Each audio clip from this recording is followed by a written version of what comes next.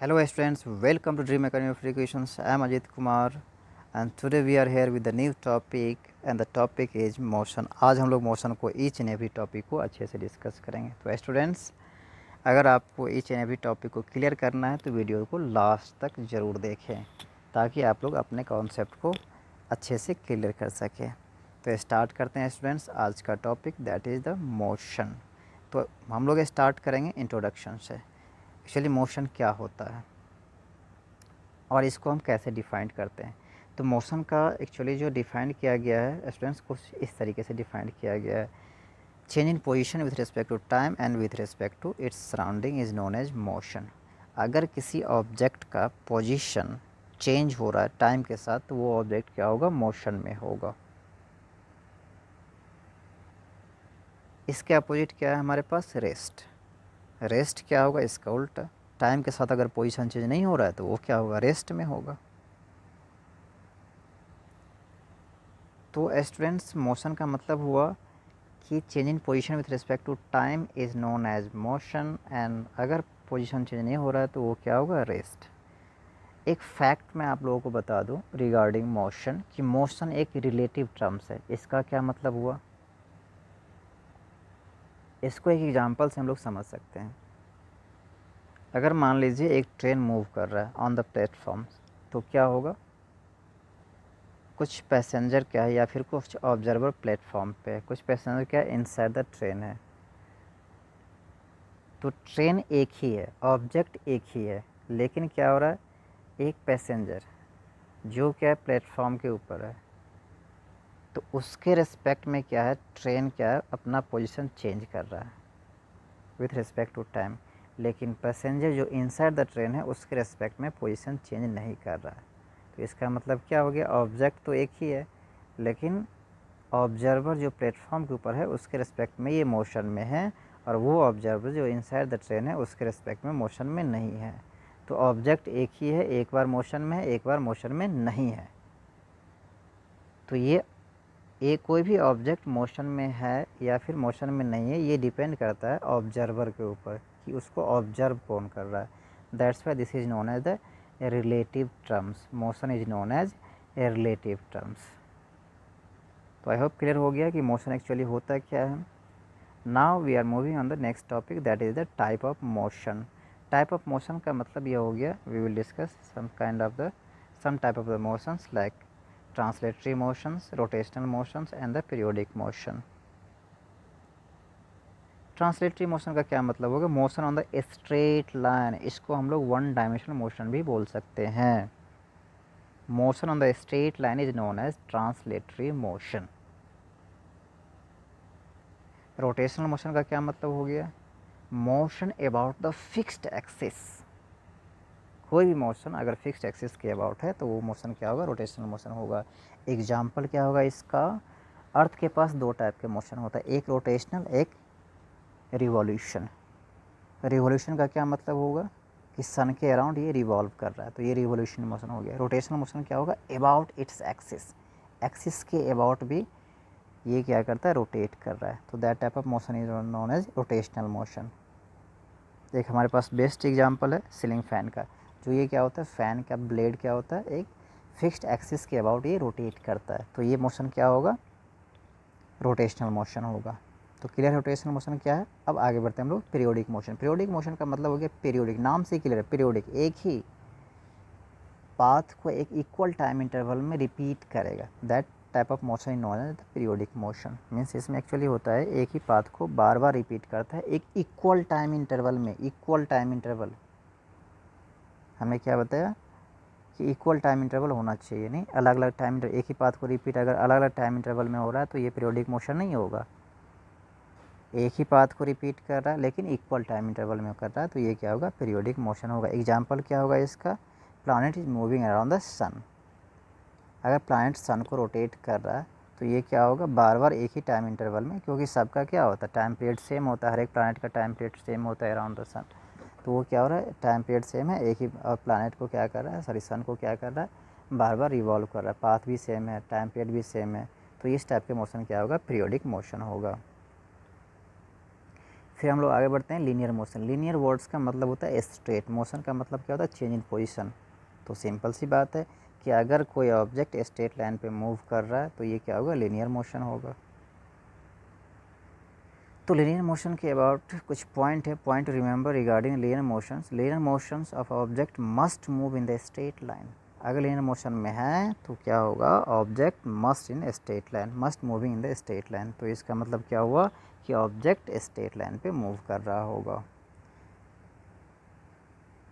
Second point क्या है, the motion of object along the straight line may not be uniform. अगर straight line में move कर रहा है तो इसका मतलब ये नहीं हुआ कि वो एक यूनिफॉर्म मोशन में होगा। नेक्स्ट टॉपिक में हम लोग डिस्कस करेंगे कि यूनिफॉर्म मोशन होता क्या है। तो नेक्स्ट हम लोग डिस्कस करते हैं that is the uniform motion. Uniform motion का मतलब क्या हुआ कि एक ऑब्जेक्ट या फिर कोई बॉडी इक्वल डिस्टेंस कवर करेगा in equal time interval, that motion is known as the uniform motion. इसका क्या मतलब हुआ, equal distance in equal time interval. इसका क्या मतलब हुआ, मैंने फर्स्ट सेकेंड में लेटेस्ट एग्जांपल्स, एक ऑब्जेक्ट है जो फर्स्ट सेकेंड में 5 मीटर का डिस्टेंस कवर करता है, फिर सेकेंड सेकेंड में क्या करता है ये, फिर से 5 मीटर का डिस्टेंस कवर करता है, फिर थर्ड सेकेंड में फिर से 5 मीटर का डिस्टेंस कवर कर रहा है।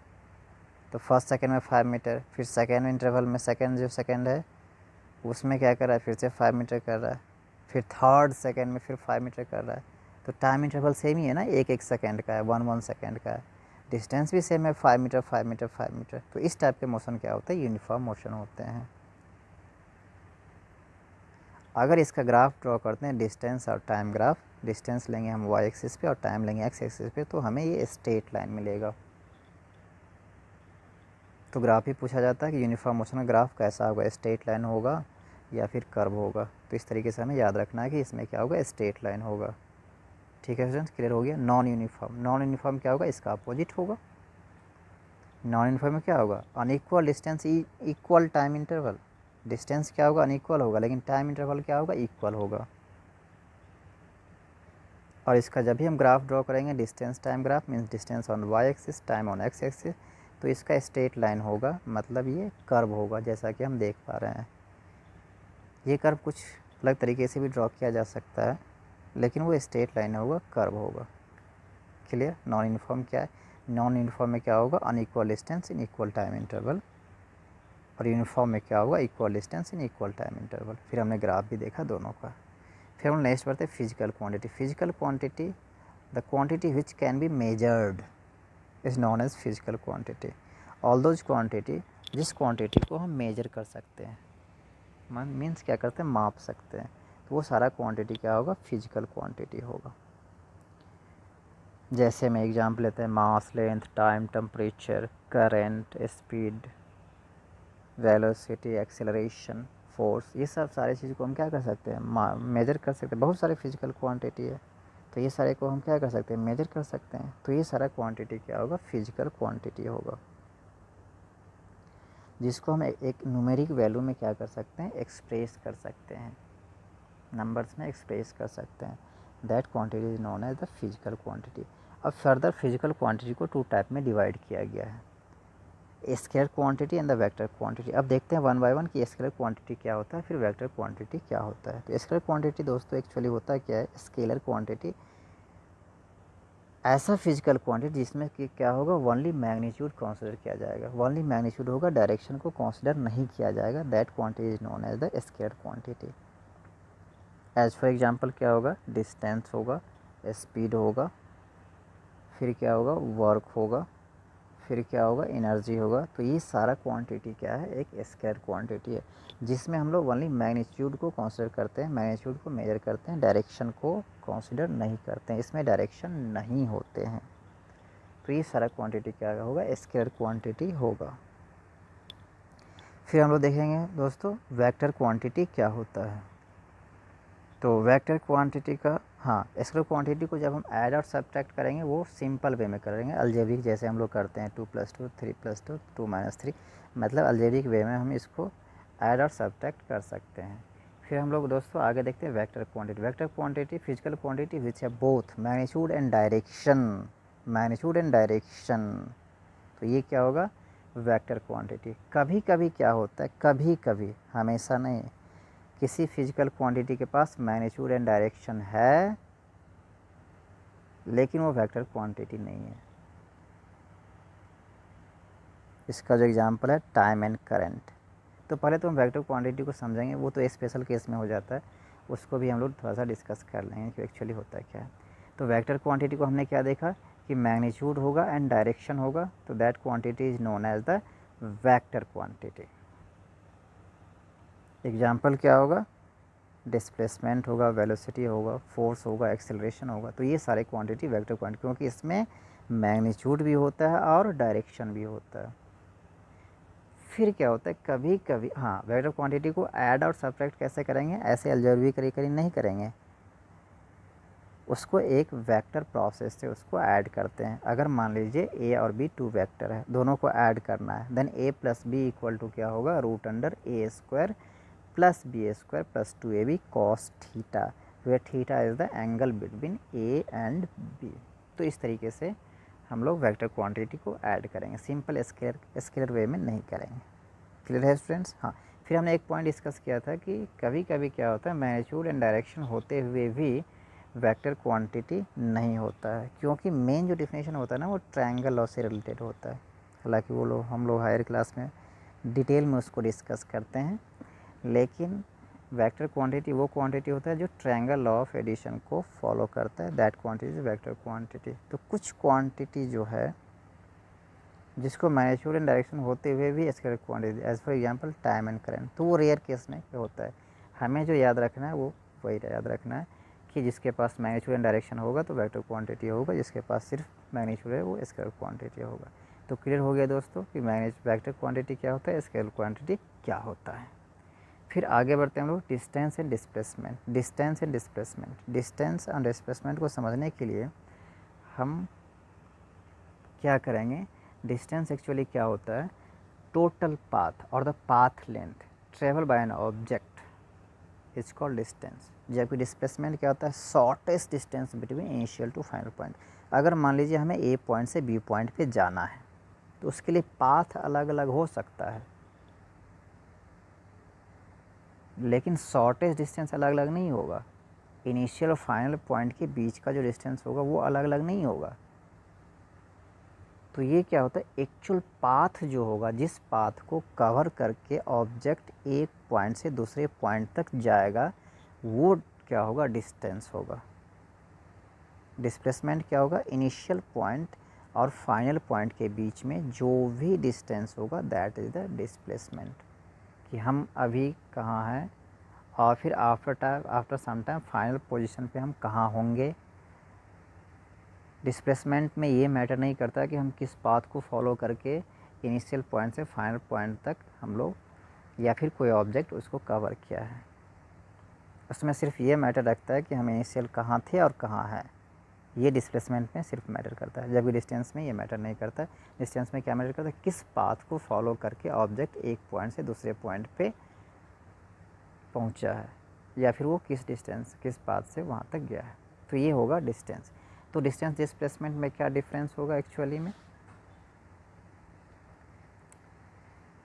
सबसे पहला डिफरेंस तो ये है कि डिस्टेंस एक स्केलर क्वांटिटी है, डिस्प्लेसमेंट क्या है, एक वेक्टर क्वांटिटी है।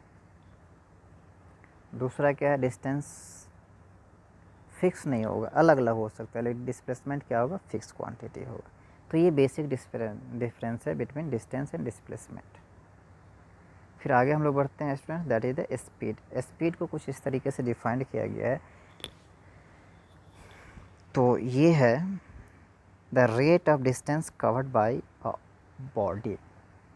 Rate of distance covered by a body is called speed.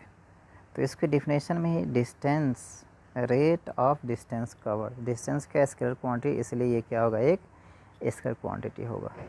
तो स्पीड इक्वल टू क्या होगा, डिस्टेंस अपॉन टाइम होगा। फिर एवरेज स्पीड को देखेंगे, एवरेज का ही मतलब होता है total distance divide by total time.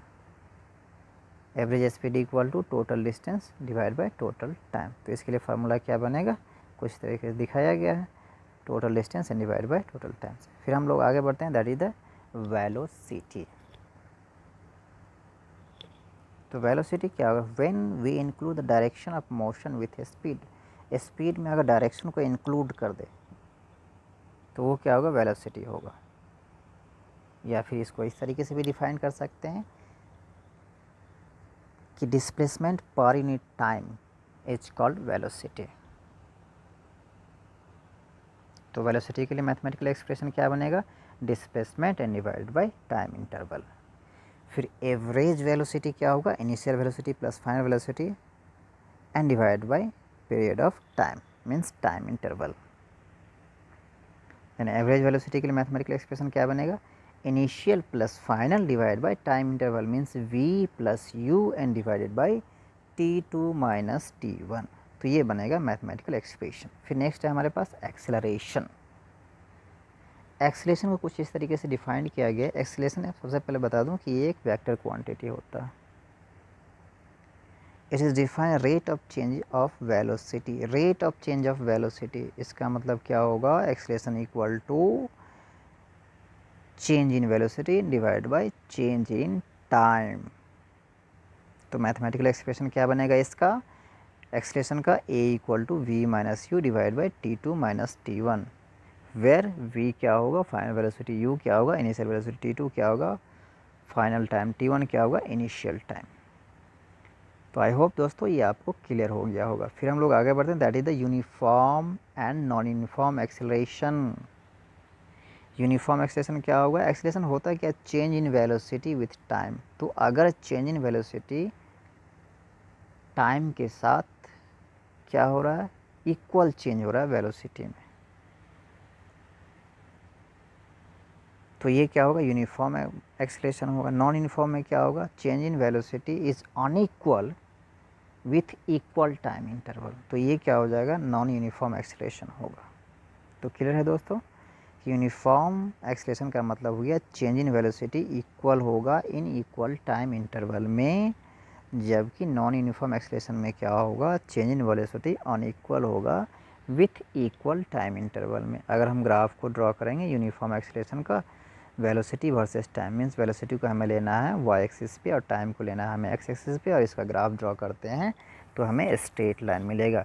जबकि नॉन यूनिफॉर्म एक्सेलरेशन का अगर ग्राफ ड्रॉ करेंगे वेलोसिटी वर्सेस टाइम, वेलोसिटी को हमें लेना है वाई एक्सिस पे और टाइम को लेना है हमें एक्स एक्सिस पे, तो कुछ इस तरीके का ग्राफ मिलेगा। मीन्स स्ट्रेट लाइन नहीं मिलेगा, कुछ कर्व मिलेगा।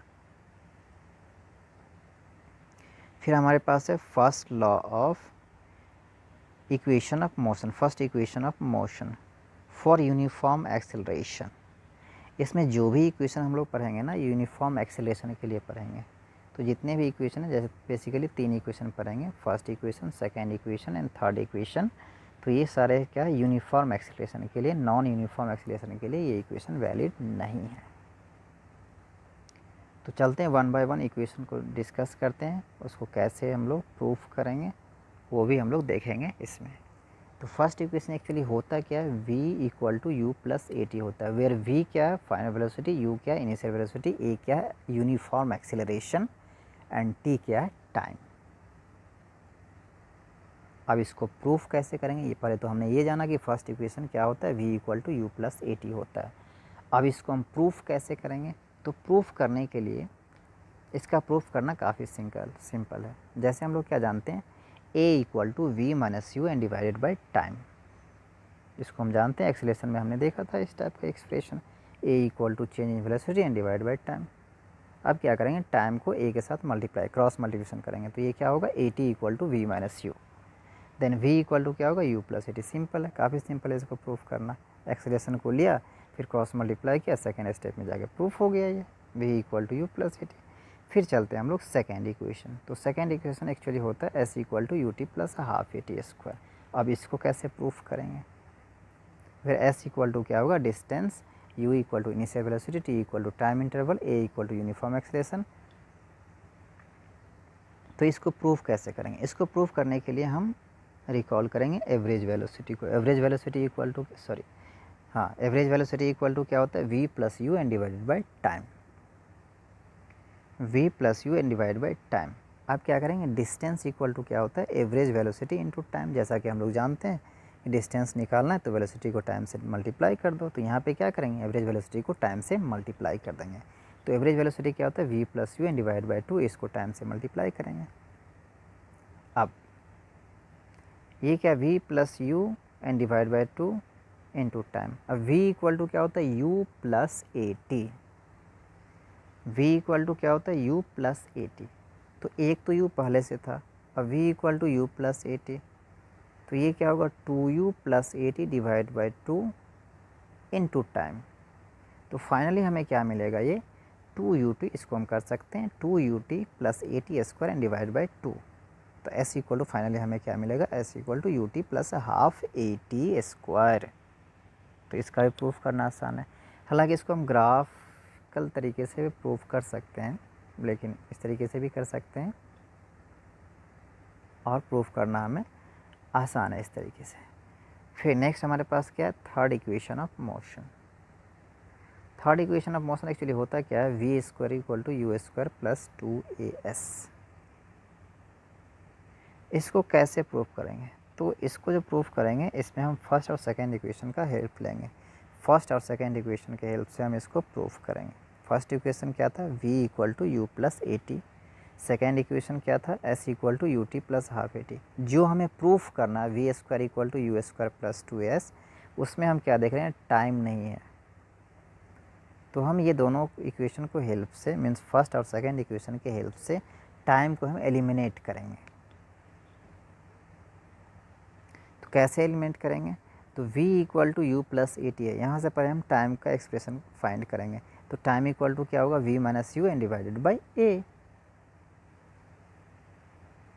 अब इसको क्या करेंगे, सेकेंड इक्वेशन में पुट करेंगे, s equal to U T plus half A T square है। इसमें क्या करेंगे, t की वैल्यू फर्स्ट इक्वेशन में, सेकेंड इक्वेशन में पुट करेंगे। फर्स्ट इक्वेशन से t की वैल्यू निकालना है, सेकेंड इक्वेशन में t की वैल्यू पुट करना है। पुट करने के बाद अगर हम सॉल्व करेंगे उसको, तो हमें क्या मिलेगा, V square equal to U square plus 2as। तो इस तरीके से हम सेकेंड इक्वेशन को प्रूव कर सकते हैं। फर्स्ट इक्वेशन को भी हमने प्रूफ किया, सेकेंड इक्वेशन को भी हमने प्रूफ किया, थर्ड इक्वेशन को भी प्रूफ किया। तो आई होप आप लोगों को ये अच्छे से समझ में आ गया होगा।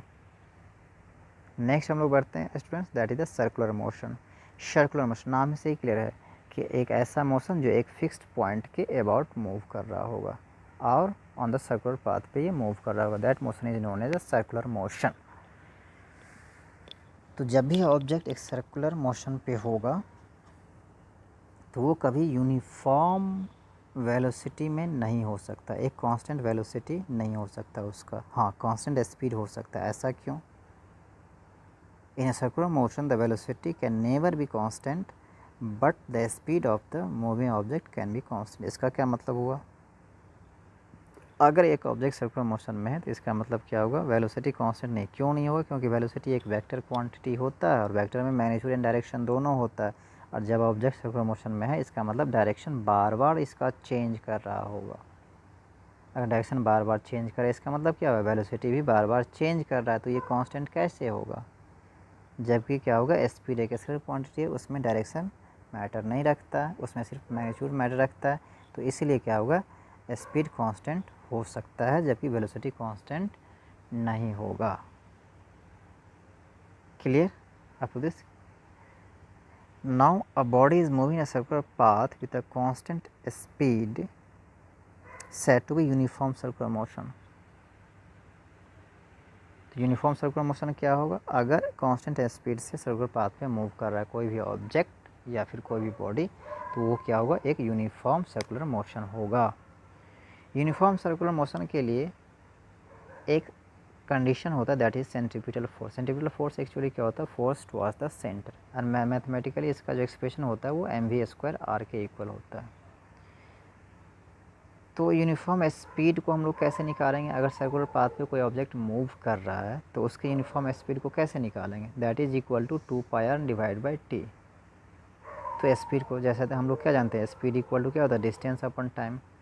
फिर यहाँ पे लिखा हुआ है 2πr डिवाइड बाई टी। तो ये कुछ अलग नहीं है, क्योंकि ये डिस्टेंस अपन टाइम ही है। जब भी ऑब्जेक्ट मूव करेगा तो एक कंप्लीट रिवोल्यूशन में क्या कंप्लीट करेगा, वो एक पेरीमीटर का जो इक्वल टू डिस्टेंस जो होगा उसको ये कवर करेगा। मीन्स एक पेरीमीटर्स का जो डिस्टेंस होता है दैट इज इक्वल टू 2 पाई, ले तो रहे हैं हम डिस्टेंस ही, लेकिन वो किस टर्म में ले रहे हैं, 2 पाई r के टर्म में ले रहे हैं, क्योंकि हम लोग ये जानते हैं कि पेरीमीटर जो होता है वो सर्कल का वो कितना होता है, 2 पाई r के इक्वल होगा।